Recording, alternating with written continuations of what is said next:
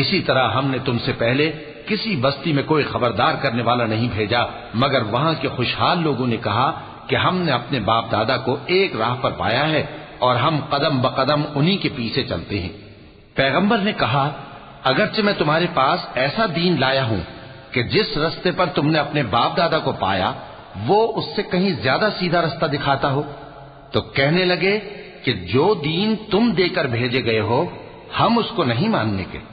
تو ہم نے ان سے انتقام لیا، سو دیکھ لو کہ جھٹلانے والوں کا انجام کیسا ہوا۔ اور جب ابراہیم نے اپنے باپ اور اپنی قوم سے کہا کہ جن چیزوں کو تم پوجتے ہو میں ان سے بیزار ہوں، ہاں جس نے مجھ کو پیدا کیا وہی مجھے سیدھے رستے پر لے چلے گا، اور یہی بات وہ اپنے بعد اپنی اولاد میں چھوڑ گئے تاکہ وہ اللہ کی طرف رجوع رہیں۔